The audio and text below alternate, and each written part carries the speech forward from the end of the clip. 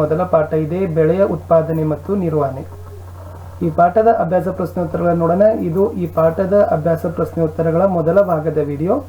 ಇನ್ನೊಂದು ಭಾಗದಲ್ಲಿ ಈ ಪಾಠದ ಪ್ರಶ್ನೋತ್ತರಗಳನ್ನು ಪೂರ್ಣವಾಗಿ ಮಾಡ್ತೀವಿ. ನಾವು ಇಲ್ಲಿಯವರೆಗೆ 8ನೇ ತರಗತಿಗೆ ಸಂಬಂಧಪಟ್ಟಂತೆ ಹಿಂದಿ ಪಾಠದ ಪ್ರಶ್ನೋತ್ತರಗಳು, ಸಮಾಜ ವಿಜ್ಞಾನದ ಪಾಠದ ಪ್ರಶ್ನೋತ್ತರಗಳನ್ನು ಹಾಕಿದ್ದೀವಿ. ಈ ದಿನದಿಂದ ನಾವು ವಿಜ್ಞಾನಕ್ಕೂ ಕೂಡ ಏನು ಮಾಡ್ತಾ ಇದ್ದೀವಿ, ಪಾಠಗಳ ಪ್ರಶ್ನೋತ್ತರಗಳನ್ನು ಹಾಕ್ತಾ ಇದ್ದೀವಿ. ಸಮಾಜ ವಿಜ್ಞಾನ, ಹಿಂದಿ ಮತ್ತು ವಿಜ್ಞಾನ ಈ ಮೂರರ ವಿಡಿಯೋಗಳು ಬೇಕಿದ್ರೆ ದಯಮಾಡಿ ತಾವುಗಳು ಏನು ಮಾಡ್ಬೋದು, ಈ ವಿಡಿಯೋದ ಡಿಸ್ಕ್ರಿಪ್ಷನ್ ಬಾಕ್ಸ್ನಲ್ಲಿ ಪ್ಲೇ ಲಿಸ್ಟ್ ಹಾಕಿದ್ದೀನಿ, ಅವುಗಳನ್ನ ಕ್ಲಿಕ್ ಮಾಡಿ ನೋಡ್ಬೋದು. ವಿಡಿಯೋ ಇಷ್ಟ ಆದರೆ ಒಂದು ಲೈಕ್ ಮಾಡಿ, ನಿಮ್ಮ ಫ್ರೆಂಡ್ ಸರ್ಕಲ್ಗೆ ಶೇರ್ ಮಾಡಿ. ಹೊಸಬರಾಗಿದ್ದರೆ ಸಬ್ಸ್ಕ್ರೈಬ್ ಜೊತೆಗೆ ನಮ್ಮ ಟೆಲಿಗ್ರಾಮ್ ಗ್ರೂಪ್ಗೆ ಬಂದು ಸೇರಿಕೊಳ್ಳಿ ಅಂತ ಹೇಳ್ತಾ ಶುರು ಮಾಡೋಣ. ಅಭ್ಯಾಸಗಳು. ಮುಖ್ಯ ಪ್ರಶ್ನೆ ಒಂದಿತ್ತು. ಈ ಕೆಳಗೆ ನೀಡಿರುವ ಪದಗಳ ಪಟ್ಟಿಯಿಂದ ಸರಿಯಾದ ಪದವನ್ನು ಆರಿಸಿ ಖಾಲಿ ಬಿಟ್ಟ ಸ್ಥಳಗಳನ್ನು ಭರ್ತಿ ಮಾಡಲಿಕ್ಕೆ ಹೇಳಿದ್ದಾರೆ. ಅದರಲ್ಲಿ ಫಸ್ಟ್ ಕ್ವಶನ್ ಇತ್ತು, ಒಂದೇ ರೀತಿಯ ಸಸ್ಯಗಳನ್ನು ದೊಡ್ಡ ಪ್ರಮಾಣದಲ್ಲಿ ಕೃಷಿ ಮಾಡಿ ಬೆಳೆಸುವುದನ್ನು ಡ್ಯಾಶ್ ಎನ್ನುತ್ತಾರೆ. ಉತ್ತರ ಬಂದ್ಬಿಟ್ಟು ಬೆಳೆ. ಒಂದೇ ರೀತಿಯ ಸಸ್ಯಗಳನ್ನು ದೊಡ್ಡ ಪ್ರಮಾಣದಲ್ಲಿ ಕೃಷಿ ಮಾಡಿ ಬೆಳೆಯುವುದಕ್ಕೆ ಬೆಳೆ ಅಂತ ಕರೀತಾರೆ. ಪ್ರಶ್ನೆ 2, ಬೆಳೆಗಳನ್ನು ಬೆಳೆಯುವ ಮೊದಲು ಮಣ್ಣಿನ ಡ್ಯಾಶ್ ಮೊದಲ ಹಂತವಾಗಿದೆ. ನಾವು ಬೆಳೆಗಳನ್ನು ಬೆಳಿಬೇಕಾದ್ರೆ ಮೊದಲು ಮಣ್ಣಿನ ಏನು ಮಾಡ್ತೀವಿ ಅಂತ ಕೇಳಿದ್ದಾರೆ. ಪೂರ್ವ ಸಿದ್ಧತೆ ಅಂತಕ್ಕಂಥದ್ದು ಸರಿಯಾದ ಉತ್ತರ ಇತ್ತು. ಪ್ರಶ್ನೆ 3, ಹಾನಿಗೊಳಗಾದ ಬೀಜಗಳು ನೀರಿನ ಮೇಲೆ ಡ್ಯಾಶ್. ನೋಡಿ, ಯಾವ ಬೀಜಗಳು ಹಾನಿಗೊಳಗಾಗಿದ್ದಲ್ಲ ಅವುಗಳನ್ನು ನಾವು ಹೇಗೆ ಗುರುತಿಸ್ಬೇಕಪ್ಪ ಅಂತಂದರೆ ಆ ಬೀಜಗಳು ನೀರಿನ ಮೇಲೆ ತೇಲ್ತವೆ. ಹಾಕಿರ್ತಕ್ಕಂಥ ಬೀಜಗಳು ನೀರಿನ ಮೇಲೆ ತೇಲಿದ್ರೆ ಅದನ್ನು ಏನಂತ ಕರಿತೀವಿ, ಹಾನಿಗೊಳಗಾದ ಬೀಜಗಳು ಅಂತ ಗುರುತಿಸ್ಬೋದು. 4ನೇ ಪ್ರಶ್ನೆ, ಬೆಳೆಯುತ್ತಿರುವ ಬೆಳೆಗೆ ಸಾಕಷ್ಟು ಸೌರ ಬೆಳಕು ಮತ್ತು ಮಣ್ಣಿನಿಂದ ಡ್ಯಾಶ್ ಅಗತ್ಯವಾಗಿ ಬೇಕು. ನೋಡಿ, ಬೆಳೆಯುತ್ತಿರುವ ಬೆಳೆಗೆ ಸಾಕಷ್ಟು ಸೌರ ಬೆಳಕು ಬೇಕು, ಮಣ್ಣಿನಿಂದ ನೀರು ಬೇಕು ಮತ್ತು ಪೋಷಕಾಂಶಗಳು ಸಹಿತ ಅಗತ್ಯವಾಗಿ ಬೇಕು. ಉತ್ತರ ಬಂದ್ಬಿಟ್ಟು ನೀರು ಮತ್ತು ಪೋಷಕಾಂಶಗಳು ಅಂತಕ್ಕಂಥದ್ದು ಸರಿಯಾದ ಉತ್ತರ ಇತ್ತು. ಇಷ್ಟು 4 ಪ್ರಶ್ನೆಗಳು ಬಿಟ್ಟ ಸ್ಥಳ ಮಾದರಿಯ ಆಗಿದ್ದವು. ಇನ್ನು ಮುಂದಿನ ಪ್ರಶ್ನೆ ಏನಿದೆ ಅಂತಂದರೆ, ಎ ಪಟ್ಟಿಯಲ್ಲಿ ಪ್ರಮುಖ ಪದಗಳನ್ನು ಕೊಟ್ಟಿದ್ದಾರೆ. ಬಿ ಪಟ್ಟಿಯಲ್ಲಿ ಅದಕ್ಕೆ ಸಂಬಂಧಪಟ್ಟಂತೆ ಅಂಶಗಳನ್ನು ಕೊಟ್ಟಿದ್ದಾರೆ. ನೀವು ಎ ಪಟ್ಟಿಯಲ್ಲಿರ್ತಕ್ಕಂಥ ಪ್ರಮುಖ ಪದಗಳನ್ನು ಬಿ ಪಟ್ಟಿಯಲ್ಲಿರುವ ಅದರ ಅಂಶಗಳೊಂದಿಗೆ ಸರಿಯಾಗಿ ಹೊಂದಿಸಿ ಬರೀಬೇಕಾಗಿದೆ. ಇಲ್ಲಿ ನಾವು ಆಲ್ರೆಡಿ ಅದನ್ನು ಹೊಂದಿಸಿ ಬರೆದಿದ್ದೀನಿ, ನೆನಪಿಟ್ಕೊಡ್ರಿ. ಖಾರಿಫ್ ಬೆಳೆಗಳು ಯಾವಂತಂದರೆ ಭತ್ತ ಮತ್ತು ಜೋಳ. ರಬಿ ಬೆಳೆಗಳು ಯಾವುವು ಅಂತಂದರೆ ಗೋಧಿ, ಕಡಲೆ, ಬಟಾಣಿ. ರಾಸಾಯನಿಕ ಗೊಬ್ಬರಗಳು ಯಾವುವು ಅಂತಂದರೆ ಯೂರಿಯಾ ಮತ್ತು ಸೂಪರ್ ಫಾಸ್ಫೇಟ್. ಸಾವಯವ ಗೊಬ್ಬರಗಳು ಯಾವುವು ಅಂತಂದರೆ ಪ್ರಾಣಿ ತ್ಯಾಜ್ಯ, ಸಗಣಿ, ಮೂತ್ರ ಮತ್ತು ಸಸ್ಯ ತ್ಯಾಜ್ಯ. ಇಲ್ಲಿ ಏನು ಮಾಡಿದ್ದೀವಿ ಅಂತಂದರೆ ಎದಲ್ಲಿರ್ತಕ್ಕಂಥ ಪ್ರಮುಖ ಪದಗಳನ್ನು ಬಿದಲ್ಲಿರ್ತಕ್ಕಂಥ ಅದರ ಅಂಶಗಳೊಂದಿಗೆ ಹೊಂದಿಸಿ ಬರೆದಿದ್ದೀವಿ. ಮುಂದೆ ಹೋಗುವ. ಮುಂದಿನ ಪ್ರಶ್ನೆ 3 ಇತ್ತು. ಪ್ರತಿಯೊಂದಕ್ಕೂ 2 ಉದಾಹರಣೆಗಳನ್ನು ಕೊಡಿ ಅಂತ ಕೇಳಿದ್ದಾರೆ. ಇಲ್ಲಿ ಕೆಲವೊಂದಿಷ್ಟು ಕಲಿಕಾಂಶಗಳಿದ್ದಾವೆ, ಕನ್ಸೆಪ್ಟ್ಗಳಿದ್ದಾವೆ. ತಾವೇನು ಮಾಡಬೇಕು, ಅವುಗಳಿಗೆ 2 ಉದಾಹರಣೆಗಳನ್ನು ಕೊಡಬೇಕಿತ್ತು. ನೋಡೋದಾದರೆ ಫಸ್ಟ್ ಇದೆ, ಖಾರಿಫ್ ಬೆಳೆಗಳಿಗೆ 2 ಉದಾಹರಣೆಗಳನ್ನು ಕೊಡಬಹುದಾದರೆ ನಾವು ಭತ್ತ ಮತ್ತು ಜೋಳ ಅಂತ ಬರಿಬೋದು. ಅದೇ ತರನಾಗಿ ರಬಿ ಬೆಳೆಗೆ 2 ಉದಾಹರಣೆಗಳನ್ನು ಕೊಡಬೇಕಾದ್ರೆ ನಾವು ಗೋಧಿ ಮತ್ತು ಕಡಲೆಗಳನ್ನು ಏನು ಮಾಡ್ಬೋದು, ಬರಿಬೋದು. ಇದು ಇತ್ತು ಈ ಪ್ರಶ್ನೆಯ ಉತ್ತರ. ಪ್ರಶ್ನೆ 4ಕ್ಕೆ ಹೋಗೋಣ. ಕೆಳಗಿನ ಪ್ರತಿಯೊಂದರ ಬಗ್ಗೆ ನಿಮ್ಮ ಸ್ವಂತ ವಾಕ್ಯಗಳಲ್ಲಿ ಸಂಕ್ಷಿಪ್ತವಾಗಿ ಟಿಪ್ಪಣಿಯನ್ನು ಬರೆಯಿರಿ. ಇಲ್ಲಿ ಕೆಲವೊಂದಿಷ್ಟು ವಿಷಯಾಂಶಗಳನ್ನು ಕೊಟ್ಟಿದ್ದಾರೆ. ನೀವೇನು ಮಾಡಬೇಕಾಗಿತ್ತೆ, ನಿಮ್ಮ ಸ್ವಂತ ವಾಕ್ಯಗಳಲ್ಲಿ ಏನು ಮಾಡಬೇಕಿತ್ತು, ನಿಮ್ಮ ಸ್ವಂತ ವಾಕ್ಯಗಳಲ್ಲಿ ಅವುಗಳನ್ನು ಟಿಪ್ಪಣಿ ಮಾಡಬೇಕಿತ್ತು ಅಂತ ಕೇಳಿದ್ದಾರೆ. ಹಾಗಾದರೆ ನೋಡುವ ಏನಿದೆ ಅಂತ. ಎಸ್, ಒಂದು ಮಣ್ಣನ್ನು ಸಿದ್ಧಗೊಳಿಸುವಿಕೆ ಅಂತ ಇದೆ. ಮಣ್ಣನ್ನು ಸಿದ್ಧಗೊಳಿಸುವಿಕೆಯಲ್ಲಿ ಏನೆಲ್ಲ ಬರಿಬೋದು ಅಂದರೆ, ಬೆಳೆಯನ್ನು ಬೆಳೆಯುವ ಮೊದಲು ಮಣ್ಣನ್ನು ಹದಗೊಳಿಸುವುದು ಕೃಷಿಯ ಮೊದಲ ಹಂತ ಆಗಿದೆ. ಇಲ್ಲಿ ಮುಖ್ಯವಾಗಿ ಮಣ್ಣನ್ನು ತಿರುವಿ ಹಾಕುವುದು ಮತ್ತು ಅದನ್ನು ಸಡಿಲಗೊಳಿಸ್ತಕ್ಕಂಥ ಕೆಲಸವನ್ನು ಈ ಮಣ್ಣನ್ನು ಸಿದ್ಧಗೊಳಿಸುವಿಕೆ ಹಂತದಲ್ಲಿ ಮಾಡ್ತೀವಿ. ಈ ಹಂತವನ್ನು ಮಾಡೋದ್ರಿಂದ ಬೇರುಗಳು ಮಣ್ಣಿನ ಆಳಕ್ಕೆ ಇಳಿಲಿಕ್ಕೆ ಸಾಧ್ಯ ಆಗ್ತದೆ.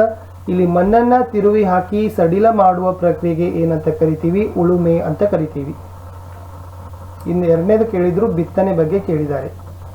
ಏನಿದೆ ಅಂತಂದರೆ, ಬಿತ್ತನೆಯು ಬೆಳೆ ಉತ್ಪಾದನೆಯ ಅತ್ಯಂತ ಪ್ರಮುಖವಾದ ಭಾಗ ಆಗಿದೆ. ಬಿತ್ತನೆಯ ಮೊದಲು ಒಳ್ಳೆಯ ತಳಿಯ ಬೀಜಗಳನ್ನು ನಾವೇನು ಮಾಡಬೇಕಪ್ಪ ಅಂದರೆ ಆಯ್ಕೆ ಮಾಡಬೇಕು.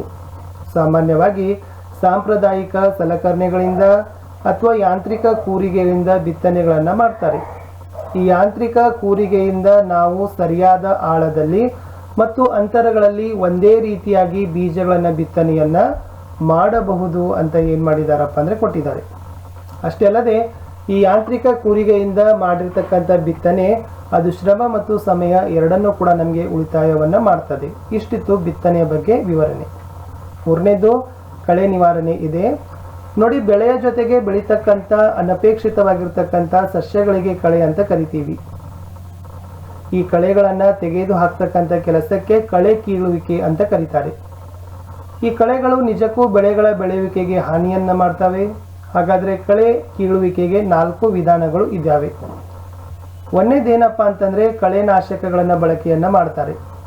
ಎರಡನೇದು ಉಳುಮೆ ಮಾಡ್ತಾರೆ. ಮೂರನೇದು ಆ ಕಳೆಗಳನ್ನ ಕೀಳಬಹುದು ಅಥವಾ ಕತ್ತರಿಸಬಹುದು. ಸೊ 4ನೇದು ಏನಪ್ಪ ಅಂತಂದ್ರೆ ಒಕ್ಕಣೆಗಳನ್ನ ಮಾಡ್ತಾರೆ. ಈ 4 ಏನಪ್ಪ ಅಂತಂದ್ರೆ ಕಳೆ ನಿವಾರಣೆಯ ವಿಧಾನಗಳು ಆಗಿದ್ದಾವೆ. ಮುಂದಿನ ಪ್ರಶ್ನೆ ಡಿ, ಒಕ್ಕಣೆ ಬಗ್ಗೆ ತಾವೇನ್ ಬರಬೇಕಿತ್ತು? ಟಿಪ್ಪಣಿಯನ್ನ ಬರಿಬೇಕಿತ್ತು. ನೋಡಿ, ಒಕ್ಕಣೆ ಬಗ್ಗೆ ಏನ್ ಬರಬಹುದು ಅಂತಂದ್ರೆ ಕೊಯ್ಲಿನ ನಂತರ ಹುಲ್ಲುಗಳಿಂದ ಕಾಳುಗಳನ್ನ ಬೇರ್ಪಡಿಸ್ತಕ್ಕಂಥ ಪ್ರಕ್ರಿಯೆಗೆ ಒಕ್ಕಣೆ ಅಂತ ಕರೀತಾರೆ. ಈ ಒಕ್ಕಣೆಯನ್ನ ಮಾಡಲಿಕ್ಕೆ ಒಂದು ಯಂತ್ರ ಬಳಸ್ತಾರೆ. ಅದನ್ನ ಕಂಬೈನ್ ಯಂತ್ರ ಅಂತ ಕರೀತಾರೆ. ಮುಖ್ಯವಾಗಿ ಈ ಕಂಬೈನ್ ಯಂತ್ರ ಏನ್ ಮಾಡ್ತದಪ್ಪ ಅಂದ್ರ ಸಸ್ಯಗಳನ್ನ ಕಟಾವು ಮಾಡುವುದರ ಜೊತೆಗೆ ಆ ಸಸ್ಯಗಳಲ್ಲಿರ್ತಕ್ಕಂಥ ಕಾಳುಗಳನ್ನ ಶುದ್ಧೀಕರಿಸ್ತಕ್ಕಂಥ ಕೆಲಸ ಈ ಕಂಬೈನ್ ಯಂತ್ರ ಮಾಡ್ತದ. ಮುಂದಿನ ಪ್ರಶ್ನೆ 5, ರಸಗೊಬ್ಬರಗಳು ಸಾವಯವ ಗೊಬ್ಬರಕ್ಕಿಂತ ಹೇಗೆ ಭಿನ್ನವಾಗಿವೆ ಎಂದು ವಿವರಿಸಿ ಅಂತ ಇದೆ. ಉತ್ತರ ನೋಡೋದಾದ್ರೆ ರಸಗೊಬ್ಬರಗಳು ಮಾನವ ನಿರ್ಮಿತ ನಿರವಯವ ಲವಣಗಳಾದ್ರೆ ಈ ಸಾವಯವ ಗೊಬ್ಬರಗಳು ಮುಖ್ಯವಾಗಿ ಸಗಣಿ ಮತ್ತು ಸಸ್ಯ ಪ್ರಾಣಿ ತ್ಯಾಜ್ಯಗಳಿಂದ ಏನಾಗಿರ್ತದಪ್ಪ ಅಂದ್ರೆ ಮಾಡಿರ್ತಾರೆ. ಇದು ಒಂದನೇದು. ಎರಡನೇದು, ರಸಗೊಬ್ಬರಗಳನ್ನ ಕಾರ್ಖಾನೆಯಲ್ಲಿ ತಯಾರಿಸಿದ್ರೆ ಸಾವಯವ ಗೊಬ್ಬರಗಳನ್ನ ಬಯಲು ಪ್ರದೇಶಗಳಲ್ಲಿ ಅದನ್ನ ಉತ್ಪಾದನೆಯನ್ನ ಮಾಡ್ತಾರೆ. ಮೂರನೇದು, ಈ ರಸಗೊಬ್ಬರಗಳು ಪ್ರಕೃತಿಗೆ ಹಾನಿ ಆದ್ರೆ ಸಾವಯವ ಗೊಬ್ಬರಗಳು ಪ್ರಕೃತಿಗೆ ವರದಾನ ಅಂತ ಹೇಳ್ಬೋದು. ಈ 3 ಅದರ ಮುಖ್ಯವಾಗಿರ್ತಕ್ಕಂಥ ವ್ಯತ್ಯಾಸ. ಸೊ ಕಡೆಯ ಪ್ರಶ್ನೆಗೆ ಹೋಗೋಕ್ಕಿಂತ ಮುಂಚೆ ಈ ವಿಡಿಯೋ ಇಷ್ಟ ಆದರೆ ದಯಮಾಡಿ ಲೈಕ್ ಮಾಡಿ, ನಿಮ್ಮ ಫ್ರೆಂಡ್ ಸರ್ಕಲ್ಗೆ ಶೇರ್ ಮಾಡಿ. ಹೊಸಬರಾಗಿದ್ರೆ ಚಾನಲನ್ನು ಸಬ್ಸ್ಕ್ರೈಬ್ ಮಾಡೋದ್ರ ಜೊತೆಗೆ ಟೆಲಿಗ್ರಾಮ್ ಗ್ರೂಪ್ಗೆ ಬಂದು ಸೇರಿಕೊಳ್ಳಿ ಅಂತ ಹೇಳ್ತಾ ಈ ವಿಡಿಯೋದ ಕಡೆಯ ಪ್ರಶ್ನೆ ಇತ್ತು. ಪ್ರಶ್ನೆ 6, ನೀರಾವರಿ ಎಂದರೇನು? ನೀರನ್ನು ಉಳಿತಾಯ ಮಾಡುವ ನೀರಾವರಿಯ 2 ವಿಧಾನಗಳನ್ನು ವಿವರಿಸಿ. ಬೆಳೆಗಳಿಗೆ ವಿಭಿನ್ನ ಕಾಲಾಂತರಗಳಲ್ಲಿ ನೀರನ್ನು ಒದಗಿಸುವುದಕ್ಕೆ ನೀರಾವರಿ ಅಂತ ಕರೀತಾರೆ. ಇಲ್ಲಿ 2 ವಿಧಾನಗಳಲ್ಲಿ ಮೊದಲನೇದಾಗಿ ತುಂತುರು ನೀರಾವರಿ ಅಂತ ಕೊಟ್ಟಿದ್ದಾರೆ. ಸಾಕಷ್ಟು ನೀರಿನ ಲಭ್ಯತೆ ಇಲ್ಲದ ಮತ್ತು ಅಸಮವಾದ ಭೂಮಿಗೆ ಈ ವಿಧಾನ ಹೆಚ್ಚು ಉಪಯುಕ್ತವಾಗಿದೆ. ಇಲ್ಲಿ ತುದಿಯಲ್ಲಿ ತಿರುಗತಕ್ಕಂಥ ನಳಿಕೆಯನ್ನ ಹೊಂದಿರುವ ಕೊಳವೆಗಳನ್ನ ಮುಖ್ಯ ಕೊಳವೆಗೆ ನಿಯಮಿತ ಅಂತರಗಳಲ್ಲಿ ಲಂಬವಾಗಿ ನಿಲ್ಲುವಂತೆ ಜೋಡಿಸಿರ್ತಾರೆ.